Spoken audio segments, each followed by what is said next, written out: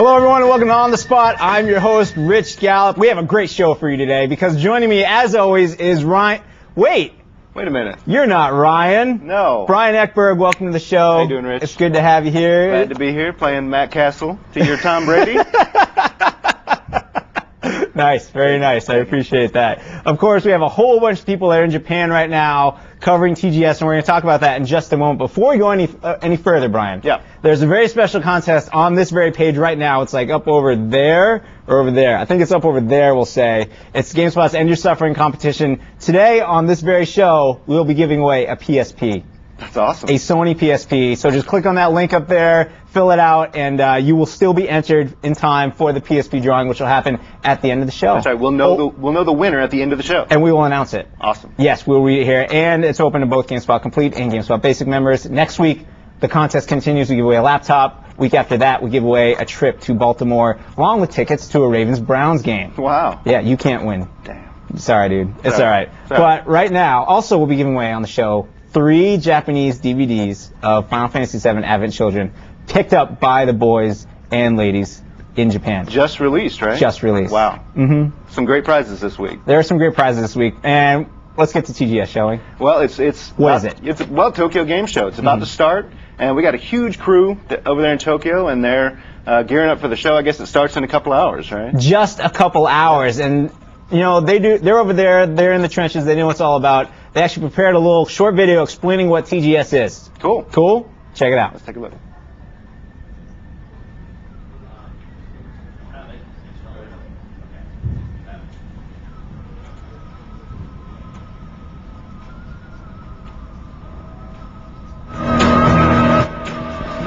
That we'll get a chance to see a lot more of the PlayStation 3, Xbox 360, and even possibly more info on Nintendo's Revolution.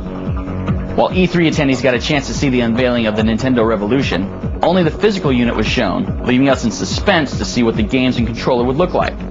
Here at the Tokyo Game Show, come this Friday, it's a good bet that during Nintendo President Satoru Iwata's keynote speech, the suspense may come to an end. We'll have to wait and see if, what, and how much Nintendo will show off. Other big games we're expecting to see more of at the Tokyo Game Show include Konami's Metal Gear Solid 4 for the PlayStation 3. We've only been treated to a teaser trailer of the game seen here, but rumor has it we'll get to see more on the show floor. Aside from Metal Gear Solid 4 for the PlayStation 3, we're expecting to see some Japanese titles for the system, but we're not sure whether they'll be playable or just another trailer. Only time will tell. And we're back. Thanks, Ryan. We appreciate it. And Homer, actually, they worked together, throwing that together. Yep. Staying up into the wee hours of the night, cutting gameplay footage, cutting trailers, cutting interviews. They've been in Japan, pretty much for the whole week, and they've been doing stuff the whole time, not just, eating beef bowl. No. And they're going to be there for a while, too. I mean, their job is just beginning, actually. They've been there all week, and they're going to be there well into next week, giving you all the greatest coverage around. Right now, the big thing on the site that you should want to check out is Microsoft had a pre-TGS press conference where they showed a whole bunch of games. They talked about a whole bunch of stuff. We have some HD stuff from that. Wow. We have like a 5-minute HD trailer. They had a games montage. We have an HD. There is also a trailer for 99 Nights from, was it Q Entertainment? I know that's not in HD. That is in HD, oh, actually. My goodness. Yeah, it is. Wow. Yeah. Gotcha. I'm going to download that. Everyone should after the show. Just don't do it right now. But one of the great games that we got to see before TGS was Chrome Hounds. Brian, what's Chrome Hounds? Chrome Hounds is a game from Software, and I guess Sega is publishing it. Is that correct? The same guys who made the Armored Core series on PlayStation and PlayStation 2. Now they're going to do an Xbox 360 mech combat game. This one's going to have some squad-based online stuff. Looks really pretty cool. So it does, and we have a trailer for it. Oh my goodness! Why don't we check out that trailer right now?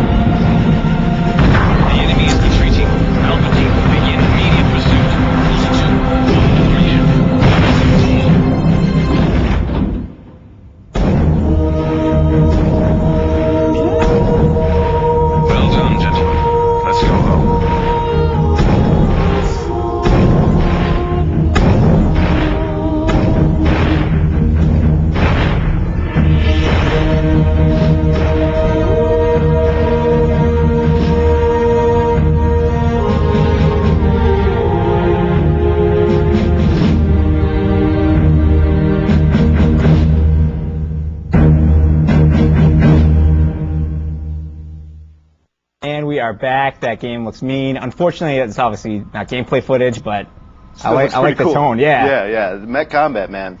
It's awesome. We were just saying during the break, and I want to share my theory with everyone, is that the guy in Alpha 4, the sniper, that's Bill Paxton from Navy SEALs right there. You know it is. That's God. You know it is. God here.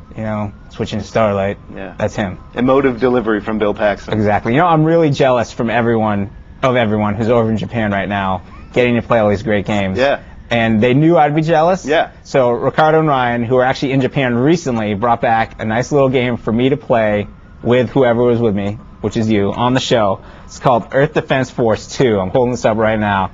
Basically, they just said their directions were throw this in the PlayStation and play it during the show, and it'll be awesome. And we just played 2 levels, and let's just cut over that footage right now and fire it up, and we'll explain what we're seeing.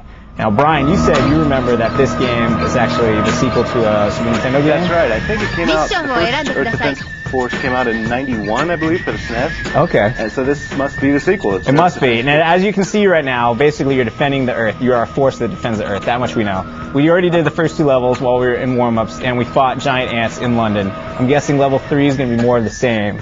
I hope so. Now, what difficulty do you want? Easy, normal, hard, hardest, or Inferno? Dude, we got to go Inferno. Oh, we got to try Inferno. We got to try Inferno.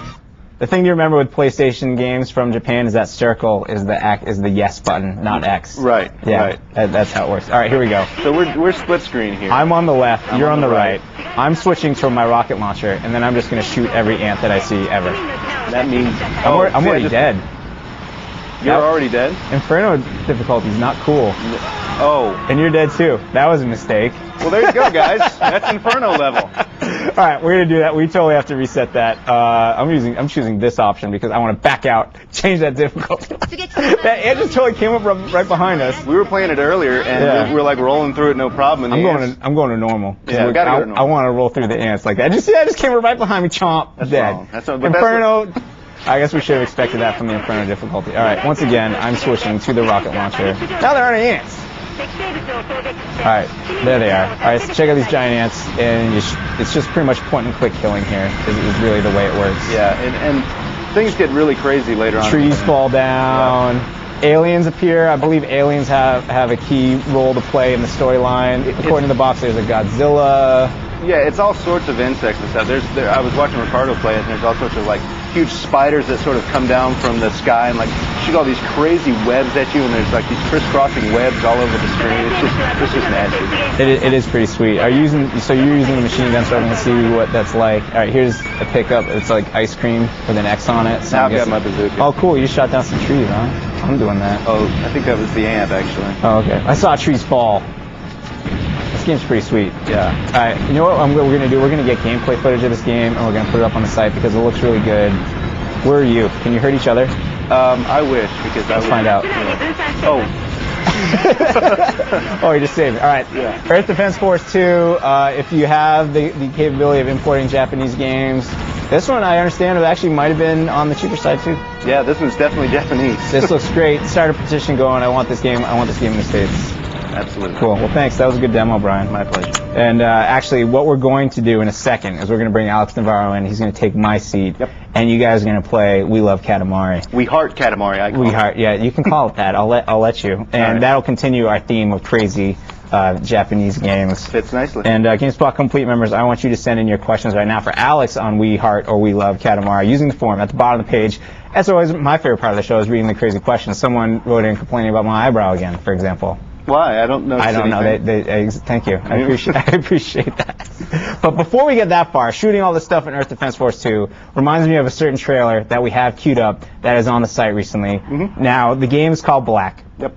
It's made by Criterion, the guys who make the Burnout games and Renderware. Not known for their subtlety, those guys. No, they're not. If you recall correctly, if you've seen our E3 2005 DVD, actually Jeff goes off about their catchphrase that they've actually since stepped back from, which described the game, which I won't go into here. If you know it, you know. If you don't worry about it. But so this game looks really great. This basically, they've taken all the craziness that Burnout is and turned it into a first-person shooter. And I've watched it about 20 times. And right now, you're going to watch it once. Check it out.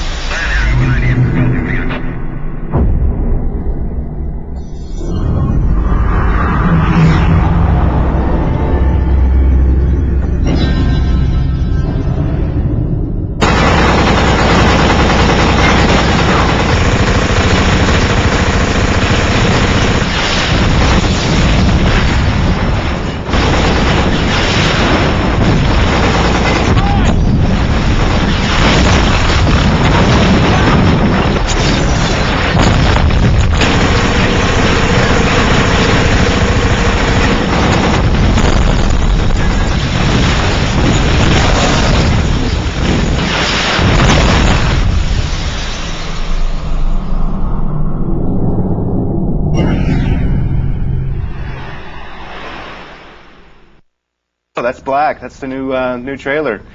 Even though they're not using the that little catchphrase anymore, they've still got the focus for the game is still well intact. Why can't we say the catchphrase anymore? I want to say that I love the catchphrase. You know, Rich isn't here right now, so we could probably say it. We could conceivably say it. I don't want to get in trouble. Anyway, we're here with Alex Navarro, Associate Editor. We're going to be talking about We Love Katamari, right? It's We Love Katamari. Okay, all right. Now I just want to say real quick, you kill bugs real good, Johnny. I just want to make that known. Awesome. Thank you. So We Love Katamari, the sequel to a very quirky game from last year. Yes, the sequel to Burnout 3. This is the sequel to Katamari Damacy, which was the craziest puzzle game of last year and probably one of the craziest games of this console generation. Yeah. It is effectively more of the same. It's a big love letter to the fans of Katamari Damacy. It's more of what you loved about the first one. And one thing it's got is this here co-op mode, which is where two people can kind of get the roll on. Yeah, that's right. That's sort of one of the big new features in the game is the ability to play. You're not playing against each other, right? Well, there is a versus mode, but that's something totally different. The co-op mode. What are we going to check out? All right, we're gonna talk here. We're gonna get in with the. She wants to do the Royal Rainbow. So basically, what you have is you have all these different cousins that of the prince that are available in the game, and you kind of get them by playing the different stages because they're just wandering around the levels, and when you roll them up, they're unlocked. Okay. And so what you can do is hit. Yes, so now we're moving to fly up to the king. Of course. He's got some stuff to say. He's looking sharp, the king. Oh yeah, no, the king is a stylish dude, and la and dip. All right. O and dip is what we have here. O dip. So another Royal Rainbow, but we're hungry. Let's do lunch.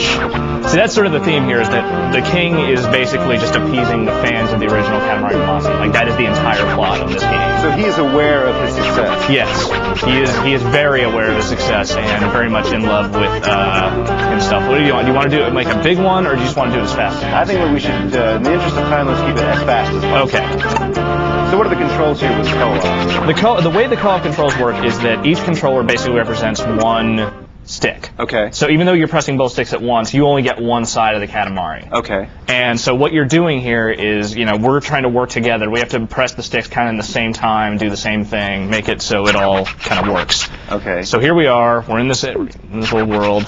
Two-person rolling team of our dreams. Damn right. Now, does one person only control forward and backward, and the other person only? No, it's like you both have to press forward to go forward. You both have to press back to go back. That kind of thing. All right. So let's just get through all this. And see what happens. The king is a verbose dude. He's got a lot to say. That's right. Is there all sorts of crazy remember when he was doing foreign languages last year? All right. So let's both go forward here. All right. Are you pressing forward? Yes. Yeah, you got to do both sticks forward. So with the co-op, obviously you're going to have to communicate a lot because otherwise... Which is kind of weird because the Japanese version of this actually had a little on-screen display that kind of, it basically told you what direction each person was pressing. We are not communicating well. So let's just go forward. Okay. Oh, I can't run into that yet. And they took that out for this version, or if it's in there, I can't find it. I looked everywhere for that, and I cannot find that mode anywhere. Okay. So that's a little unfortunate, but it's basically if you kind of... All right, so let's just keep turn to the left. My Katamari skills aren't as good as they you're kind of sucking it up to the team here. Okay, let's switch sides. Both press in both analog stick buttons at the same time. There we go. Now forward. There we go. So yeah, the key in this stage is to go as fast as possible. So what we want to do is get to 15 centimeters in as quick of a time as we conceivably can. Let's go here. The good news is we're a minute in and we're not even at 8. Yeah, so at least for TV time's sake, we'll be able to kill some good time here. Just like you kill bugs. Uh-oh. Oh, we got bigger. We're getting better. There we go. See, this is what you want, is getting bigger. So how many maps switch sides?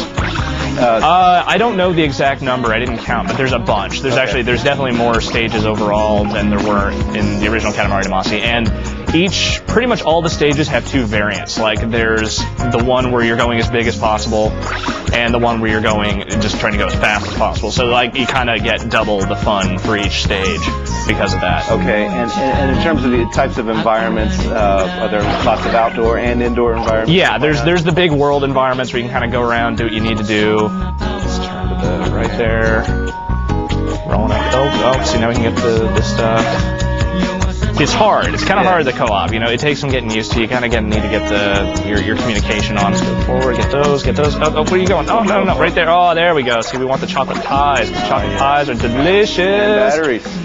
AAA batteries are delicious. So what's the weirdest thing you scooped up as you were playing this game? A do-it-yourself dad. I don't know what that means, but that was like there was a DIY dad. It was actually I think one of the screenshots in the review is going to have that in there. So okay, it's basically a dude in what looked like an Evel Knievel suit. I don't know what that was about, but that's what my DIY dad had.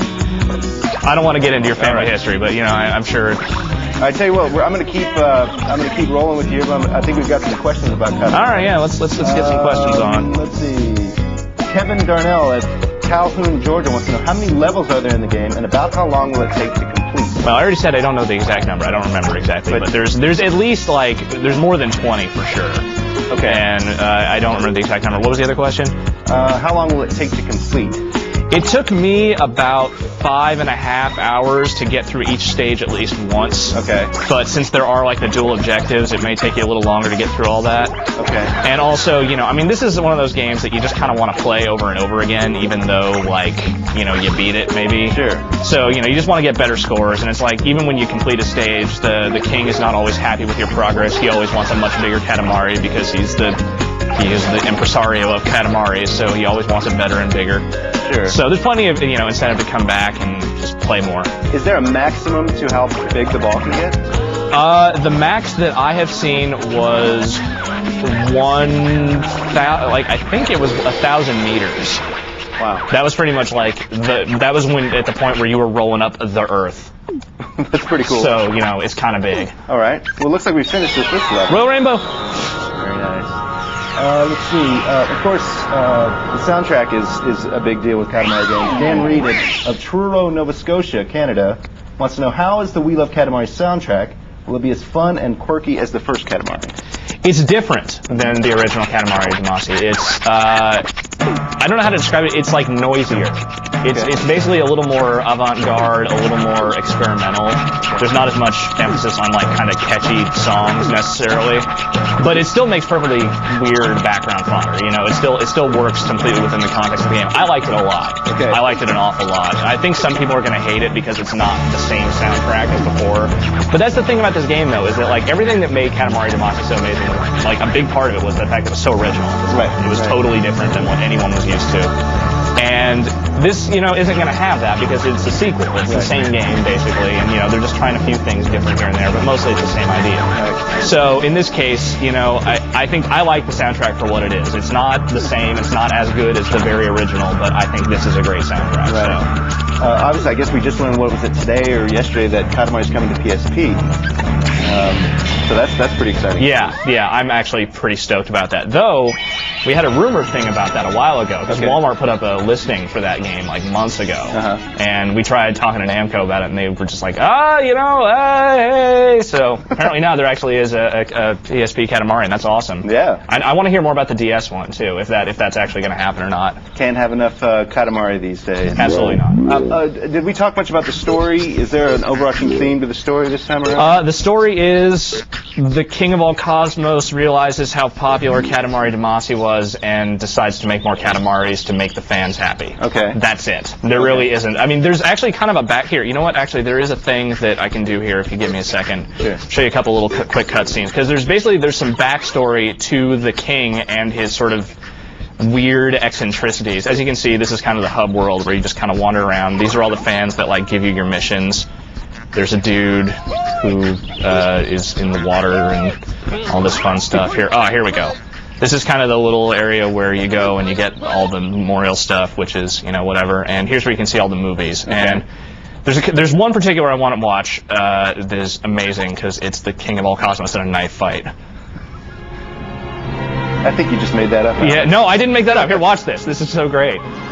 The king runs away from his abusive father. We have cutscenes of him and his father fighting from the Japanese version. Okay. And let's just watch this. Let's just watch this.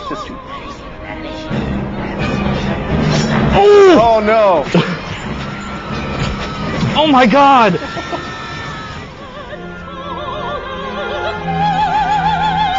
This is like Masterpiece Theater. I know. ejected. No, it's Pompadour. No.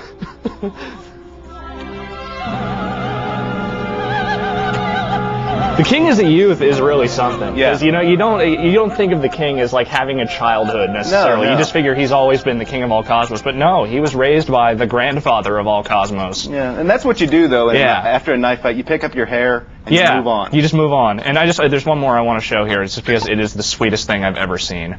This is meeting the queen of all cosmos for the first time. Right. Oh, she's gonna be late. It's gotta go. She's running. Oh, the king is still dejected from the knife fight. He's holding his hair still. Yes.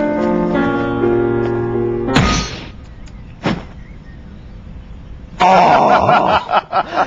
Tell me that isn't just the most squishy and precious thing you've ever seen. Yes. Oh my God, I love it. All right. All right. Yeah, that's pretty much it. Well, that pretty much sums up Katamari. Pretty well. We love Katamari. Alex, thanks so much. We appreciate your time, man. I'm actually going to hang out here for a little bit if that's cool with you. I'll go then. Okay. All right, you do that. But before I go, we're going to take a look at a new trailer or a new interview for Mark Ecko's Contents Under Pressure. This is actually the 5th interview we've done with Mark about the game, and this one's going to talk about the fighting system in the game. So check it out.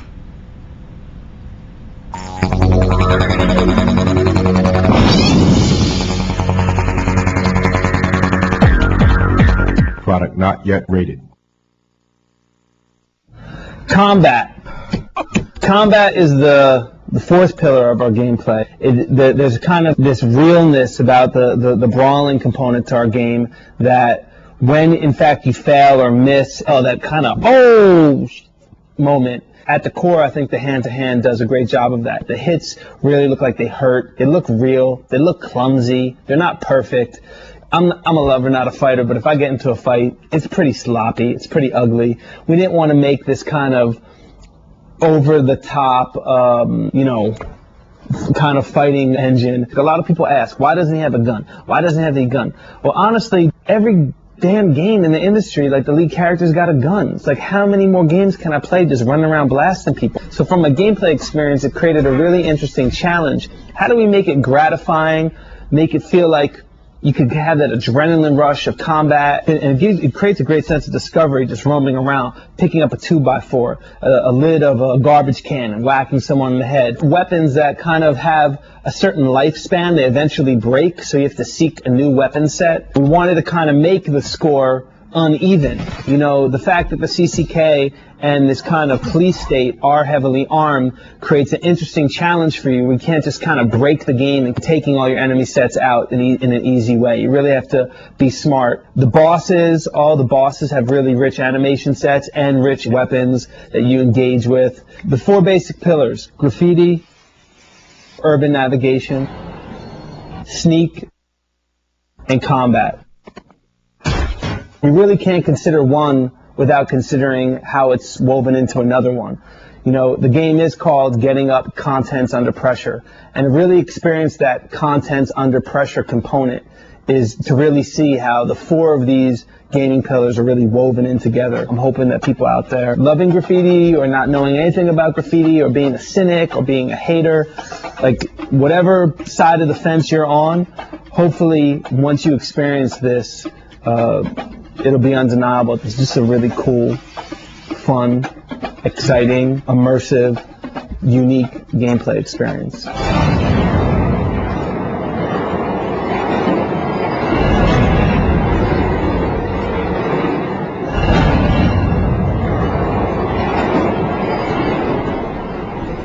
And that was our 5th of 5 trailers for Mark Ecko's Getting Up Contents Under Pressure. The release date for that game continues to creep closer. Now we know pretty much everything there is to know about the game. Hopefully we'll have it here on the show, playable one more time for you before it comes out. But I would like to thank Mark and Atari for hooking us up with all those movies. And if you want to see them, they're all going to be available on the Contents Under Pressure game space after the show. Alex, you're still here. Yeah, I can't leave here, man. That was a great demo. That was a great demo. I didn't realize the Queen of All Cosmos lived in Smurf Village. Apparently, yeah. Apparently she and Smurfette, they hang out, go to clubs together. That's cool. Well, let's let the co-op theater continue. We played, or if you're just joining us, we've just played Earth Defense Force 2, which is a crazy Japanese game where you fight giant ants with bazookas. And then Alex and Brian just played We Heart Katamari, We Love Katamari 2-player. And now, what are we playing, Alex? We're going to play us a little bit of the Mortal Kombat Shaolin Monks. Let's play it. All right. Yeah. Here we go. All right, so I'm Kung Lao. You are Kung Lao, I'm Liu Kang. And what are we doing? We are fighting Onis, which are these troll-like creatures that you're fighting inside Goro's lair. Now, what are we doing in Goro's lair? What's the story for this game? The story for this game, it's kind of crazy, because basically, this is Mortal Kombat 2. But it's obviously not a fighting game. It's sort of, it's kind of this sort of hybrid dealie where it's basically designed to be fan service for people who, love Mortal Kombat. And in this case, 31 hit combo. 31 hit combo, that is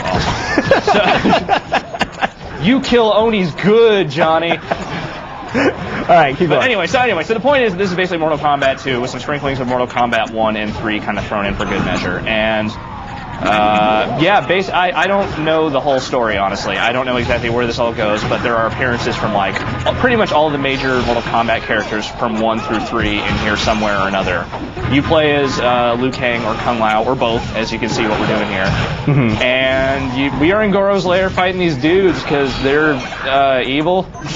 And you can see all this tutorial stuff starting up. This is obviously the very beginning of the game. Yeah, this is the very early stage. I just learned how to throw my hat. Yeah. That kind of early.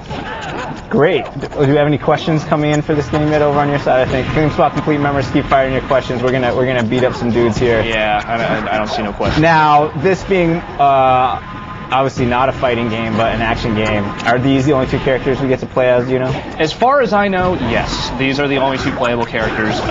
There was one sequence I saw where basically Johnny Cage comes in as an AI of, partner. Oh, that's cool. So it's 3 on however many enemies. I don't know. Maybe there's a way to play them towards the end. I honestly do not know yet. If we know anything about Mortal Kombat games, is that they're good about throwing a whole bunch of little hidden extras. Yeah, and that's kind of the thing with this game is that I don't know if you watched, if anybody at home watched any of the recent videos we kind of put together for this game, just for interviews with Ed Boon. Basically, they talk about how this game is sort of designed just to be, giant fan service for Mortal Kombat fans, and a lot of the weird hidden stuff and rumors and glitches from the Mortal Kombat games are supposedly in this. That's cool. I mean, there was that big rumor about the tree stage in Mortal Kombat 2, you could knock your opponent into it and then have the trees eat them or something. Uh-huh. That was never actually true, but that actually happens in this game. I don't know if the glitch where you could do a babality with Baraka and then try and slice up the baby and crash the game is in here, but I sure hope so. I hope that's in here. That'd be great. By the way, it's telling us you must perform a block to progress. You are definitely not blocking. You are totally attacking. Oh, I just blocked. Now I'm blocking. Excellent. I love tutorials. Tutorials are fun. And Raiden is your guide here. What better guide to have than the God of Thunder, Yeah, sure. Well, this game looks good, Alex. Yeah, when it's coming out. It's next week. Oh, we're progressing. This game is next week. Really? Yeah. It's same as Katamari, right? Yeah, same as Katamari. And I love it. It's we're entering that season where it seems like there are at least 1 or 2 games every single week that you want to pick up. If not, a half dozen or a dozen or 2 dozen or whatever. Sure. Because there are too many games coming out right now. How are we supposed to afford an Xbox 360 if we keep buying all these games? Yeah. I don't have an answer for that. All right, we got my fireball. All right, you keep fighting. You do that. I'm gonna keep fighting Onis. I'm gonna read questions. All right, yeah, read me some questions. So I'm gonna ask, where did these characters come from? Were these created for the game, or were these? I think these are pretty much created for the game. That's great. I don't, I'm sure they fit somehow into the Mortal Kombat lore. I don't know exactly how. My knowledge of the MK series does not go beyond Ultimate Mortal Kombat 3, so maybe there's some weird reference to these somewhere. I don't know. All right, here's some questions. This is from Aaron Pugh in Salt Lake City, Utah, or the SLC, as he puts it.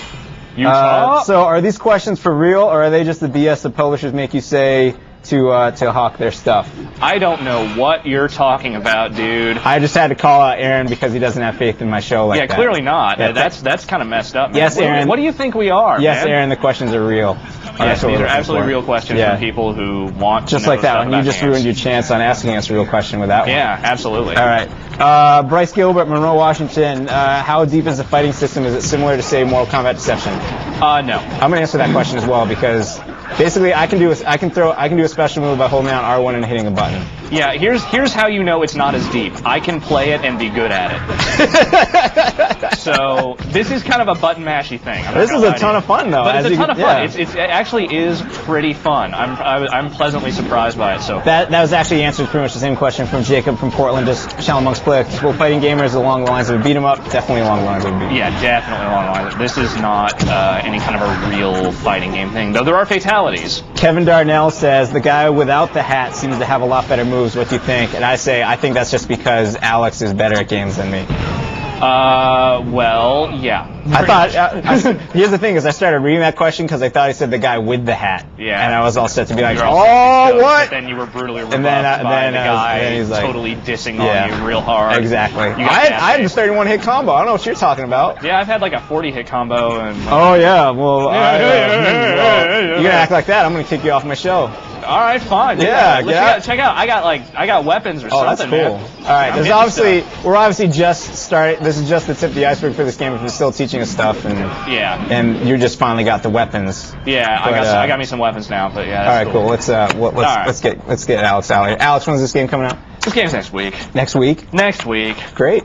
And we look forward to seeing more of it on the site. We have a ton of it on the site. We look forward to seeing more of it. Word. Thanks for coming by, Alex. We appreciate it. No problem, man. You stay in that seat because right now we are going to kick it. We've been talking about all the TGS coverage that's been pouring in, all the screenshots, all the hands-on impressions, all the interviews, all the gameplay movies. And that, as we said, the Microsoft pre-TGS press conference, they showed Q Entertainment's 99 Nights, a brand new trailer for it, which we have on the site in HD, which is actually GameSpot Complete members can download the HD version only.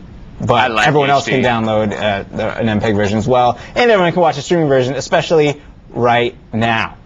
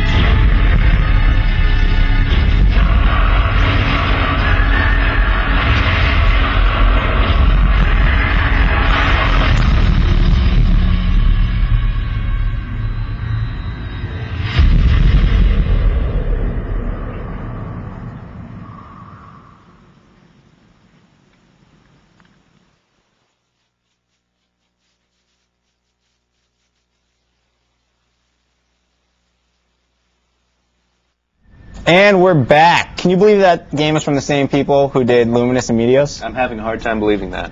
It looks good. If you say so. It's true. And he's actually supposed to be announcing another new game today.